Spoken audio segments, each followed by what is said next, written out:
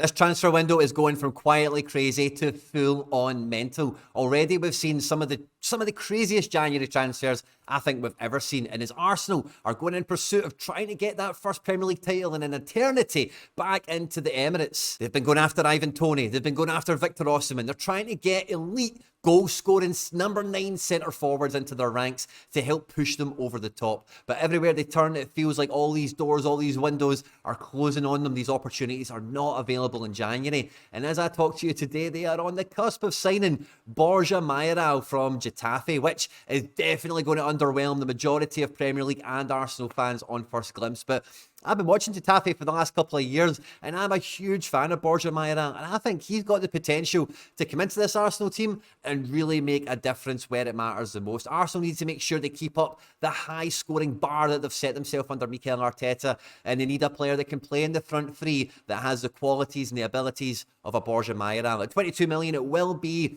an economic January transfer. It's not going to be a headline one, but I'm pretty sure if this move happens as the season rolls on, this will look to be an absolute masterstroke from Mikel Arteta. Now, Arsenal are also very hotly linked to the next Sergio Busquets, Zubimendi at Real Sociedad. In the video today, we're going to be talking about if Arsenal do raid La Liga for two of these talents, what they'll be getting and what difference they could make to the starting 11 at any point in the video. If you laugh, you learn, you like something or whatever, please do like and subscribe to the channel. We are pushing for 10,000 subscribers, and we cannot do that without your support, guys. So if you enjoy the channel, if you like the content, you laugh, you learn, all that good stuff, hit the subscribe button, hit the like button, and get into the comment section and let me know what you think about these two transfers. Will they make the difference to Arsenal, and will they be good enough to make it in the Premier League themselves? And let's just get stuck straight into it. Now, Arsenal under Mikel Arteta have been very consistent in the formation that they play, as well as what Arteta definitely views to be the best 11, with Ben White, Saliba, Gabriel being the main body of defence, and then depending on fitness and availability, Zinchenko, maybe Kiwi, or who might be on his way out in the January transfer window. In the midfield, for the most part, since the addition of Kai Havertz is quite firmed itself out now, Odegaard, Havertz and Rice being almost ever present, and the front three, when fit and available,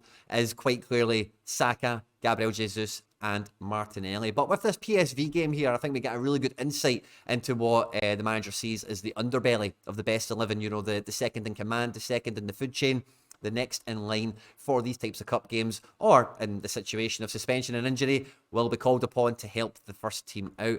And I think it is that forward line that when you look at that, that's the difference between maybe Arsenal and Man City, is that layer of depth. Reiss Nelson, Nketiah and Trossard is not a backup front three of a team that wins the league. Now, Borja Mayoral, at 26 years of age, for me, is an established professional. Over the last couple of seasons, his performances have been really consistent. These are his ratings out of 100 so far in this season's La Liga. You can see quite clearly the goals he's making, assists and goals in, but around that, he does a lot of great progressive play, build-up play, as well as a lot of stuff that isn't really captured in these metrics, a lot of good pressing work and whatever as well. Getafe are a real defensive team, and he's been forced to play in a, like a pair, in a big man, little man situation. He's been really fantastic at doing that. So far at Getafe, even without the big centre forward not being fit so far this year, he's got 20 goals over 54 appearances. He does take some penalties here and there. He's got some assists. He played for Jose Mourinho's AS Roma, where they won the Conference League. Again, not a bad goal-to-game ratio for, similar to Getafe, a team like Roma don't create a lot of chances. He was at Real Madrid, did win the Champions League with them, depending on how you want to think of that.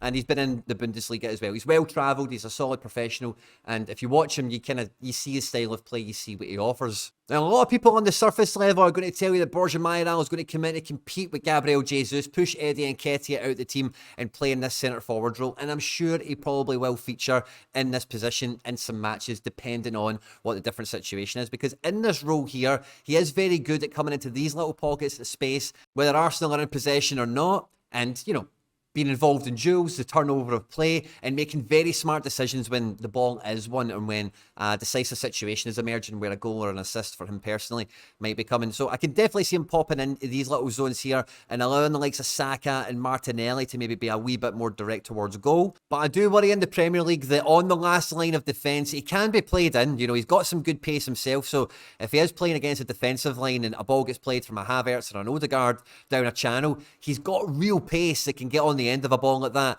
And for me, honestly, the amount of times I've seen Mayoral one-on-one with a goalkeeper and he either scores, he finds the back of the net. He's one of those strikers that when you see him one-on-one with a keeper, I never really get that worried. He doesn't miss that many sitters, doesn't miss that many big chances. But Borja Mayoral in this centre-forward kind of breakaway role here, the amount of times I've seen him for Getafe have one guy in support, because normally it's him and a big guy and a little guy. It's a lovely bit of football to watch if you're into that kind of thing. He, honestly, again, I never have any fear watching him that he's going to make the wrong decision. He is fantastic at making the right decision to square the ball on for someone else if the one-on-one for himself personally isn't on. So I do understand why a lot of people will put him in to this centre-forward position here and think he might be, that's where Arteta sees him. And maybe that is his primary function, is backup to Jesus, does this kind of job for maybe 20, 30 minutes a match. But for me, I could see him being much more effective on this left-hand side of the attack here for Arsenal. Martinelli's fantastic. I think he's a great player. But I do think that Mayoral is so direct, so unselfish. And, you know, if I can use a lazy kind of term, very Spanish. I think Arteta can rely on him in that left attacking forward position from the beginning of a lot of matches. He will join in the press and be very, very active and, you know, pushing a defence into some errors.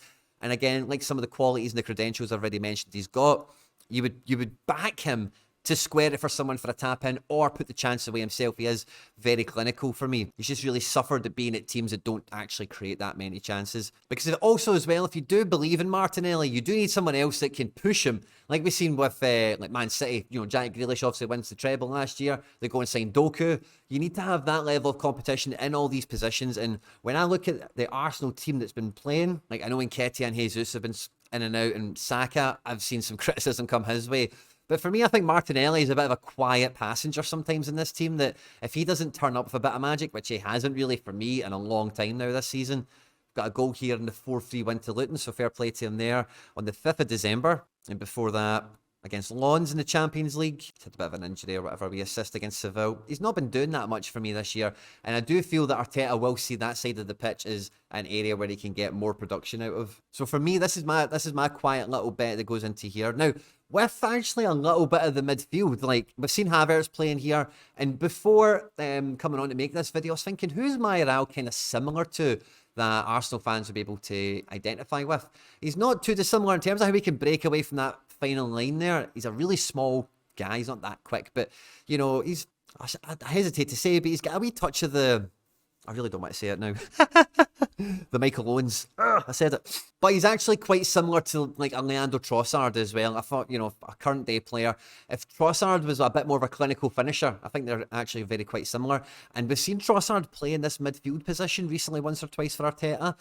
Wouldn't be surprised if something crazy like that happened, maybe when it is like Luton or like a team that you should be bossing perhaps in Europe or something like that. Maybe not a mainstay strategy.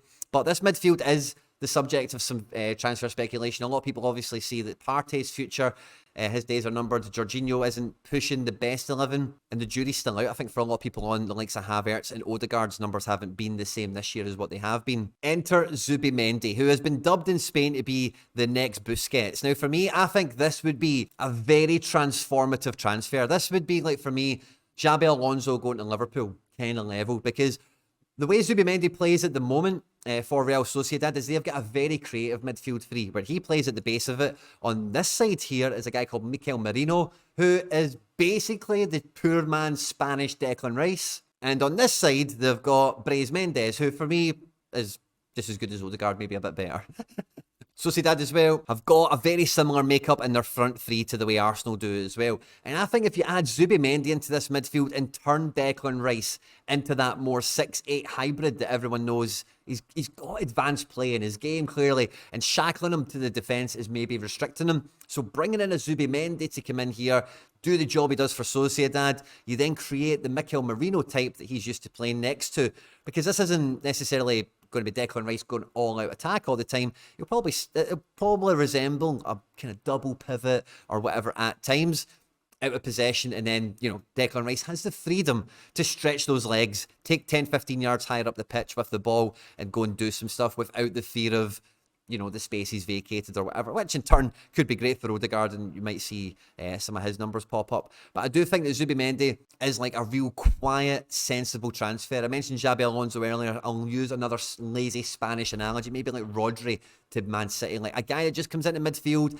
isn't a bells and whistles player, but turns 2 or 3 other players into, you know, from 7s to 8s or 9s out of 10 in terms of what you get from them on the pitch. And that's the kind of knock-on effect that Arsenal need at the moment. You know, Ben White, Saliba, Gab Mag, that back three's nailed on. Zinchenko, I think everyone fancies to be that playmaking left back for Arsenal more games than not. And then having this Zubimendi come in here, it just feels like you get a real proper defensive five here that Arsenal can build on, and then let some guys go and attack and cause some havoc and get some trophies, go and get some medals.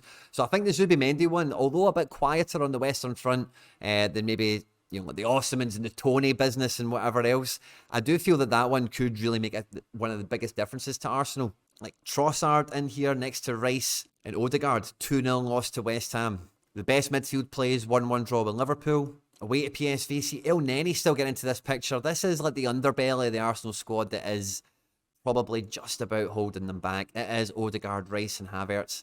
Trossard again. Arsenal clearly don't have that expression of a plan B in the squad at the moment. So yeah, Zubimendi and Borja Mayoral, they could probably get both of those deals done and have half the budget left from all these proposed Ivan Toney deals. And for me, it would be money much better spent. And for Arteta, he will come out of it looking much better as a result. I hope you've enjoyed this one, guys. On screen now with some other stuff that I've made that YouTube thinks you might enjoy. Don't forget to subscribe, hit the like button and get into the comment section and let me know what you think about both of these transfers and how they could impact Arsenal. And I'll catch you on the next one.